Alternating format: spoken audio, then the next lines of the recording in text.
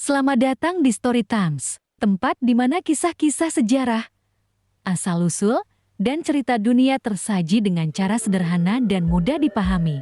Setiap cerita punya makna, setiap sejarah punya jejak. Mari kita telusuri bersama.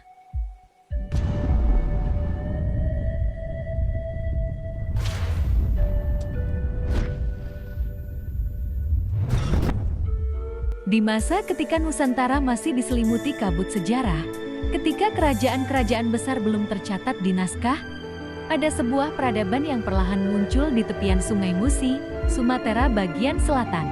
Namanya Sriwijaya. Banyak yang tidak tahu kapan tepatnya kerajaan ini berdiri. Namun dari prasasti-prasasti yang ditemukan seperti prasasti Kedukan Bukit yang berangkat tahun 682 Masehi terungkaplah bahwa Sriwijaya sudah menjadi kerajaan besar sejak awal abad ke-7.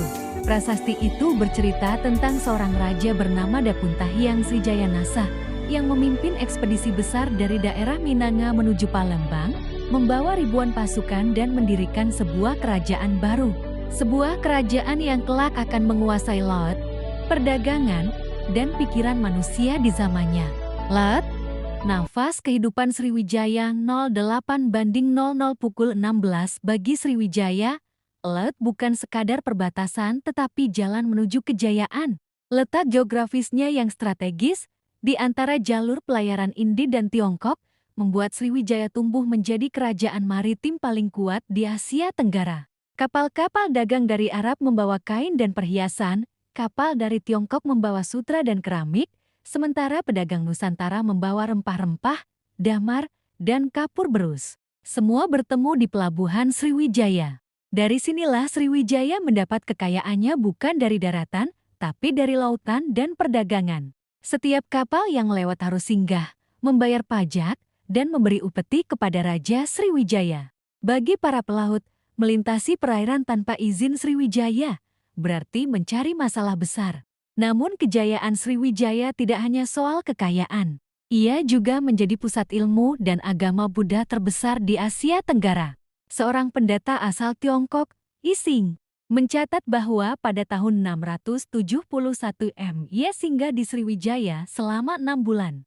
Di sana, katanya, terdapat ribuan biksu yang belajar ajaran Buddha, bahasa Sanskerta, dan filsafat India. Ia bahkan menulis bahwa barang siapa ingin belajar agama Buddha dengan baik, pergilah ke Sriwijaya dahulu sebelum ke India.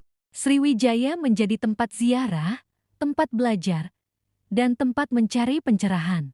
Kuil-kuil megah berdiri, kitab-kitab diterjemahkan, dan pelajar dari berbagai negeri datang membawa pengetahuan sebuah pusat peradaban yang menyatukan spiritualitas dan perdagangan. Dari catatan sejarah, beberapa nama raja besar dikenal dalam catatan Sriwijaya. Selain Dapuntahiang Srijayanasa, ada juga Balaputradewa, seorang raja bijak yang memerintah sekitar abad ke-9. Balaputradewa dikenal menjalin hubungan diplomatik dengan kerajaan Sailendra di Jawa, bahkan dengan kekaisaran Pala di India. Ia membangun vihara di Nalanda, India, sebuah universitas kuno yang menjadi simbol persahabatan antara Nusantara dan India. Di masa pemerintahannya, Sriwijaya mencapai puncak kejayaan. Ia bukan hanya penguasa laut, tapi juga penghubung antara barat dan timur. Lambat laun, nama Sriwijaya memudar dari peta. Di abad ke-13, catatan-catatan Tiongkok sudah jarang menyebut namanya. Kekuasaannya diambil alih oleh kerajaan lain seperti Melayu Dharmasraya, lalu kemudian Majapahit. Yang tersisa hanyalah puing-puing, prasasti batu di hutan Sumatera, arca di tepian sungai, dan cerita yang ditelan waktu. Namun bagi sejarah, itu sudah cukup untuk membuktikan bahwa Sriwijaya benar-benar pernah ada, pernah berjaya, dan pernah memerintah lautan Nusantara. Jejak Sriwijaya masih terasa hingga kini. Dari nama-nama tempat seperti Palembang, Jambi, dan Bangka, hingga tradisi maritim yang masih hidup di pesisir Nusantara. Sriwijaya meninggalkan warisan besar, semangat berdagang, kemampuan menguasai laut, dan tekad membangun peradaban.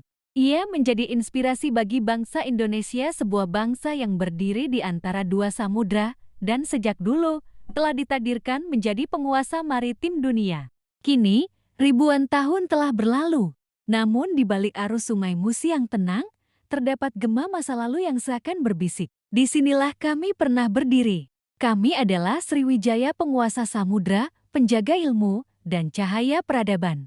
Cukup menarik bukan? Kalau kamu bangga dengan sejarah bangsa ini, jangan lupa tekan subscribe, karena masih banyak kisah misteri dan kejayaan lain yang jarang diketahui dunia. Sampai jumpa di kisah berikutnya Jejak Peradaban Nusantara.